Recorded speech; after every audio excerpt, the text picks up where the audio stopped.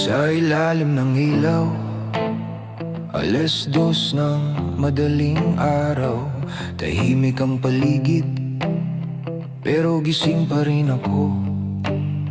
Hindi man kita sa balita o plakad ng bayani, nakatayo, nagbabantay kahit pagod na ang katawan. Masungit daw sabi nila, di nila alam bawat utos sinusunod. Dahil iyon ang tama, hindi pwedeng magkamali kahit gusto kong umiti. May pamilya akong uuwian, kaya kailangan maging matatag. Hindi ako nandito para husgahan ka, nandito ako para siguraduhin ligtas ka. Kung minsan mahigpit, minsan tahimik lang, trabaho ko to, hindi personalan. Ako ang gwardya sa dilim at liwanag, habang tulog ang lungsod, nagbabantay walang pagod. Hindi man balakbakan ang kapalit ng hirap, dangal lang sandata tungkulin ang dahilan. Ako ang gwardya, tahimik na bantay, hindi basta nakatayo, may pinanghahawakan. Kahit maliitin, kahit di pansinin, tatayo pa rin hanggang matapos ang tungkulin. Mababang sahod, mahaba ang oras, minsan ang respeto parang bawal hingin. May mga salitang masakit sa tenga, pero nilulunog dahil trabaho pa rin. Sabi nila tamad kasi nakatayo lang, di nila alam ang bigat ng magbantay.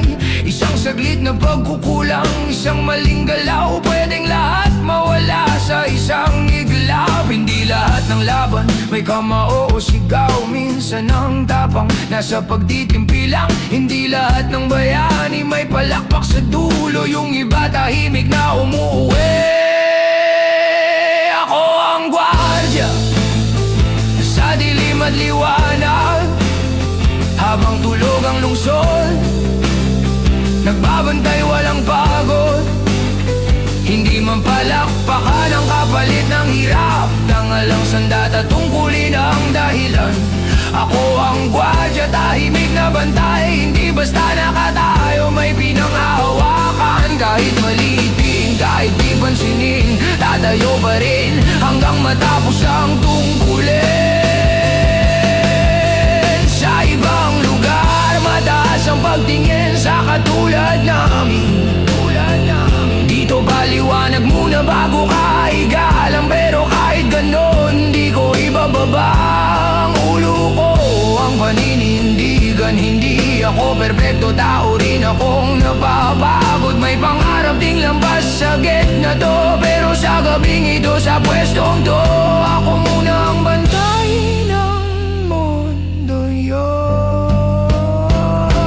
Ako ang gwardya sa dilim at liwanag, habang tulog ang lungsod, ako'y gising pa rin. Hindi man palakpakan ang kapalit ng hirap, tahimik na respeto ang hinihiling. Ako ang gwardya hanggang bukang liwayway, hanggang ang lahat umuwi ng ligtas. Kung kinabukasan makalimot ang mundo, sa gabing to, tumayo ako buong buo.